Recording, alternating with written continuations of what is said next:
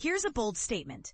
One of the world's largest oil and gas giants is urging Australia to reshape its policies to mirror those of the US or the Middle East. But here's where it gets controversial. Is this really the path Australia should take? Let's dive into the details. Mike Wirth, the CEO of Chevron, a company that recently reported a staggering $9 billion in earnings over the past 6 months. One more second. www.chevron.com/newsroom Q3/Chevron reports 2Q 2025 results has been vocal about his grievances with Australia's regulatory environment. In a recent exclusive interview with the Australian Petroleum, https://theaustralian.com/newsroom/politics/Chevron delivers gas warning/Australian investment souring.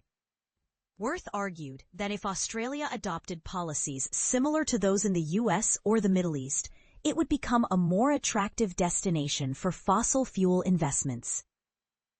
This came after a private meeting with Deputy Prime Minister Richard Marles, https://theguardian.com/Australian politician, where Wirth reportedly made his case.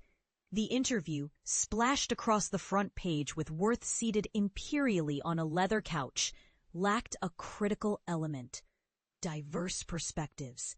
The 950-word piece, penned by the Australian's chief business correspondent Perry Williams, failed to include other voices. Mention the climate crisis or address Chevron's greenhouse emissions record.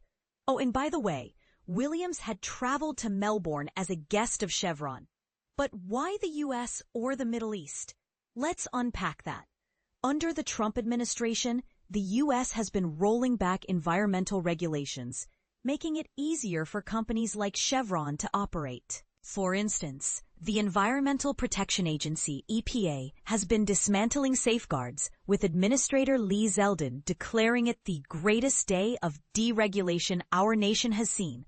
https://www.EPA launches biggest deregulatory action U.S. history.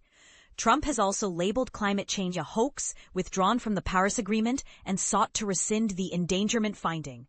https://2020 end www.theguardian.com/environment/25/Joule24 Trump effort rescind endangerment finding climate crisis, a key Obama-era policy enabling the U.S. to regulate greenhouse gases.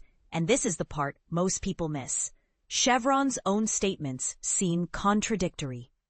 While Wirth complains about rising costs in Australia due to legal challenges, labor laws, and changes to the Petroleum Resource Rent Tax, PRRT, Chevron previously told a Senate inquiry that the proposed PRRT changes were proportionate and will not curtail future investment.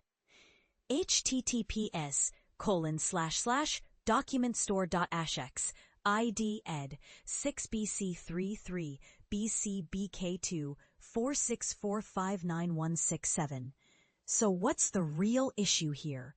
Alex Hillman, lead analyst at the Australasian Centre for Corporate Responsibility, offers a different perspective.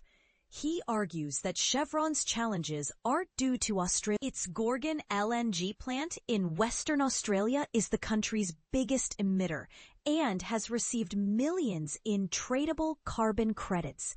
https://www.theguardian.com/April 25, 2021 Australia's biggest industrial polluter receives millions in carbon credits despite rising emissions. Globally, Chevron ranks as one of the largest historical contributors to greenhouse gas emissions. https://carbonmajors.org. Surpassed only by state-owned entities like Saudi Aramco and national emitters like China. While Chevron touts its emissions intensity reduction targets, critics argue these are mere distractions.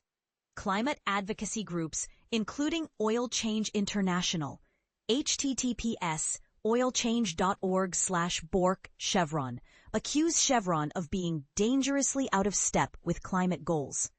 Yet, Chevron insists its strategy aligns with a future of declining fossil fuel demand and net zero ambitions. Here's the burning question. Should Australia follow Chevron's advice and emulate the US or the Middle East? Or should it chart a different course? What do you think? Is deregulation the answer? Or is it time to double down on renewables and climate action? Let's hear your thoughts in the comments.